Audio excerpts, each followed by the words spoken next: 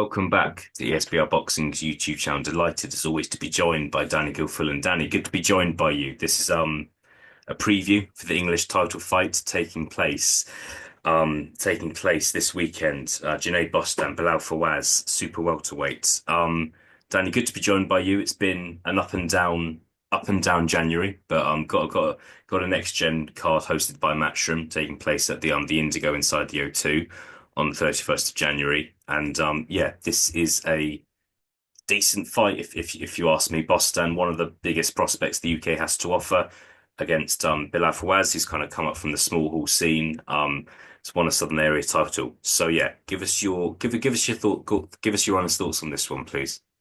Yeah, I'm looking forward to watching it. I've enjoyed this early stage of Junaid Bostan's career. For the most part, he is impressed in fights you'd want him to impress in. Had to overcome some adversity as well in the Gordy Russ fight over in America.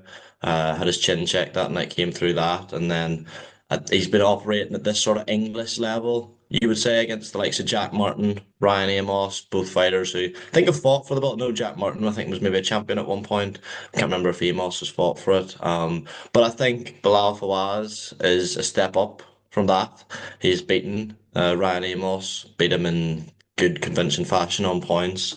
In saying that, you would expect Bostan to come through this. I've not watched a great deal of Fawaz. I watched some extended highlights of the Ryan Amos fights in preparation for this, and whilst he looks quite big for super welterweight, he just looks quite slow, very slow with his feet, slow with the punches, bit stiff. And, Junaid Bostan's very sharp hands, very good feet going backwards and forward, and, much more variety in his punches. And you factor in, he's obviously a lot younger, a lot fresher. I do expect him to come through, but I think he'll probably have to answer some questions against the bigger man in Bilal Fawaz.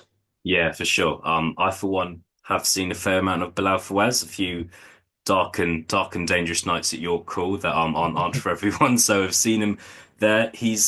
I think some people might just kind of go on the old box rec and think Bilal Fawaz, he's got one loss in his record. Vast majority of fights have been at York Hall on untelevised shows. But one thing I would say, like, look, he's not crap. He's a decent fight. He's an area level, could win an English title, probably not against Junaid Bostan, but he's a decent fighter, unorthodox, can punch a bit. So I'm actually looking forward to this one. Do I see Bilal Fawaz winning? No, but that's no just disrespect to him. And that kind of leads me on to my next question. Still only 22, Danny, but how highly do you rate Junaid Bostan in terms of, do you see him as a top prospect that the UK has to offer? Do you think he's a future world champion? What are your thoughts? I think it's too early, certainly, to write off him being a world champion. As you mentioned, only 22. If you do pick up the English title at 22, I think that's pretty good going. You're up near a decent clip there. And what I like about Junaid Bostan, he seems to have a very authentic confidence, but at the same time, he's not completely deluded about, jumping into fights before he's ready. Even, I know we'll maybe come on to the Ismail Davis fight, a potential fight there. He said, that fight doesn't have to happen right away. You know what I mean? I want that fight when I'm ready. I think they maybe went down the line of building it into a bigger fight, which is also true. But and I think he'd be incredibly disappointed if he didn't win a British title. I'd be very surprised if he didn't win at least a British title and go beyond that. Being a world champion, it always just, depends on who's in your division before you can be, yeah, overly confident. I mean, 154 is a very hot division right now, and if the top end of the division looks like it does now, I don't think he would pick up a world champion, which is absolutely no disrespect because you've got some of the best fighters in the world currently at 154. And saying that, that's probably not going to be the case, given how young he is and the age of some of the current champions. Maybe could even go into a weaker phase in the division, in which case, you'd certainly back him then. But it's probably in terms of world champion, it's too early to say. But I think I'll be shocked if he doesn't win at least the British title, though.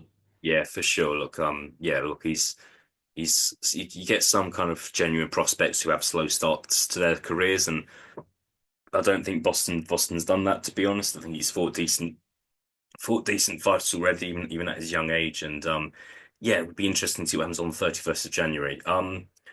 It's a hot division worldwide, but it's also a hot division kind of domestically. There's if you look at kind of fights for him over the next 12, 18 months, I think Lee Cutler, who just beat Steve McKenna, I'd be interested to see if that's a fight he'd be interested in. Sam Gilly, who's obviously the Commonwealth champion, has only one loss in his records. Louis Green was obviously still in that mix as well. But yeah, the name, possibly predictable name that I'm going to touch on with you now, Danny, is Ishmael Davis. Ishmael Davis, as we know, two fights at late notice. No shame in kind of those fights that he's lost. He's lost against good fighters in Josh Kelly and Sergey Boachuk. But I know it's a tough one because Ishmael Davis sounds like he's going to kind of step back down a level.